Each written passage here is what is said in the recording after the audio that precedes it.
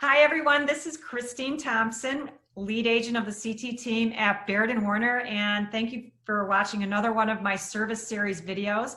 Today, we're going to talk about flooring, and I've got my guy, Lenny Santora Jr. with Santora Carpet and Flooring, correct? Yes, correct. Hi, Christine. Yeah. Lenny, thanks for joining me. And everyone, just so you know, Lenny's doing this on the spot. He's holding the phone and he's inside his van and he's got all of his samples. Go ahead and scan around, Lenny. Let's see all your samples. Well, these are just a quarter of the samples. I mean, we have thousands more at our warehouse, but this is kind of what I just bring. What's popular, on the spot to homes. So you're, it's always better to see the samples in home anyway. So. Yeah, I mean, well, especially with COVID going on, people probably appreciate not having to go out and go into other territories, environments. So really appreciate doing that. But I found that extremely handy. Like, oh my gosh, he's got like a whole showroom in there of stuff. Yeah, we've got a couple hundred samples in here, so it usually gets it done. And then, if we don't have anything on the truck that you like, then we could always, bring it back to you. Sure. Yeah. So Lenny, I have you meet a lot of my clients for flooring because, you go into homes and people, carpet wears out and buyers love to see fresh homes. So I always recommend you to come out. But, I just want to get some advice to people watching this as far as maybe carpet maintenance and what to do after you install it. But, after that, they're owning a carpet. Tell me about how can they get more life out of a carpet? So usually after the carpet's installed, it's always best to, regular vacuum, once a week. You don't really need to get the carpet cleaned within the first 2 or 3 years of having it installed. Usually after that, you can get it cleaned once a year. But basically, it's just vacuuming and spot cleaning is the best way to keep the carpet, that's the maintenance to keep the carpet up. Yeah. Well, I see owners sometimes where there's just like, really worn down and things like that. And I don't know if carpet vacuuming alone does that. Would you say like shoe wearing in the house, anything like that? Any recommendations on that? Yeah, usually shoes. Because you're bringing another dirt and soil that's going to kind of grind into where that traffic area is at. But in all honesty, I kind of compare it to like wearing a hat on your head. When something's constantly flattening out in a traffic area, it gets used to that wear. And so whenever you vacuum it, it's kind of like bringing it back to life every time. So even just vacuuming the traffic areas, the stairs and the traffic areas is the way to go. All right. Now, if someone's wanting to put carpet in and they're selling their house and, they're not motivated to want to spend a lot of money on it, what kind of options do you suggest that they think about? Well, we actually have a carpet that we have a few carpets that we stock that we use. It's specifically just for resale. We've used it a ton for you and, other people that we can work for. So we stock it. It's low cost. It looks good. It's the best way to go. It's kind of the bargain deal for when it comes to resale. Yeah. Now I've heard a little trick is to just put thicker padding under the, more value. It's a lower weight carpet with a heavier pad. Pad's the least expensive part. So that's the best way to go. Okay. Makes it nice. It looks nice. Yes, exactly. All right. Awesome.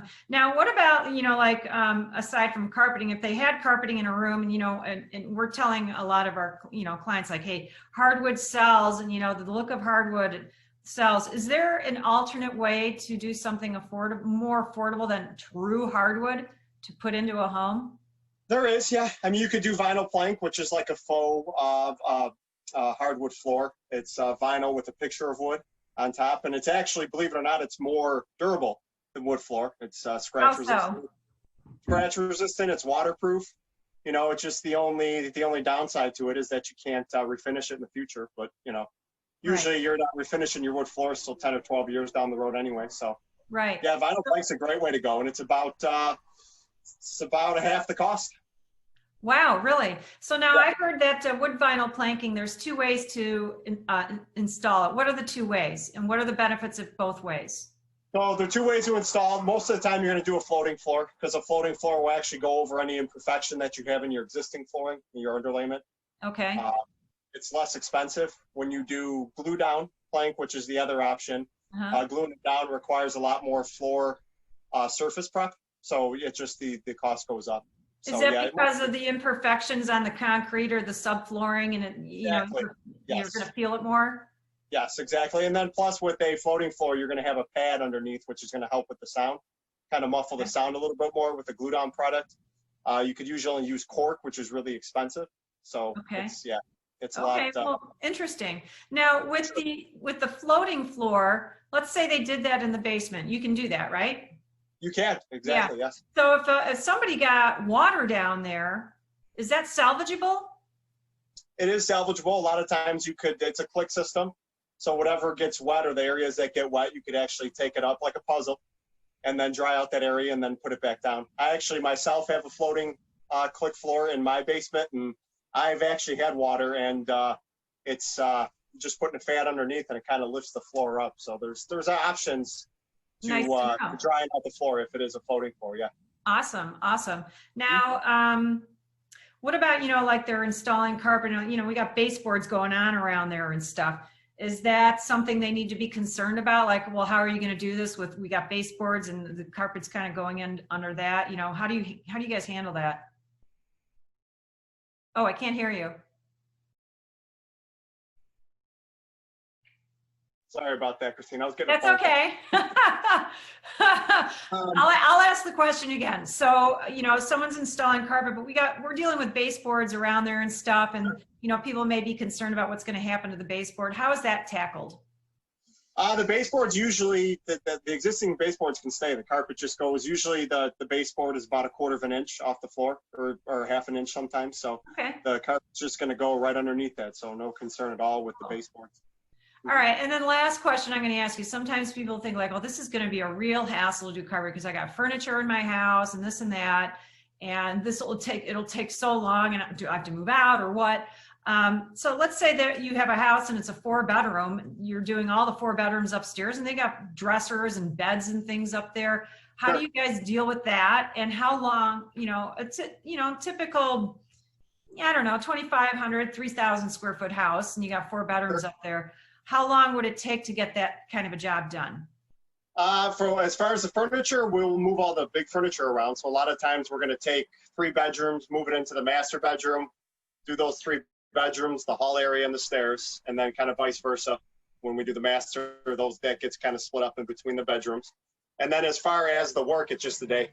Anything from, 1,500 square feet to 4,000 square feet, it's going to take one day. Even though you got to move all that stuff around? Exactly. Yeah. It's just we'll put more than one crew on the job. So everything usually gets done in one day. Yes. Wow. Amazing. Well, yes. Any tips to the trade, you know, tips to give owners about carpet when they're shopping, installing, maintaining that you want to share?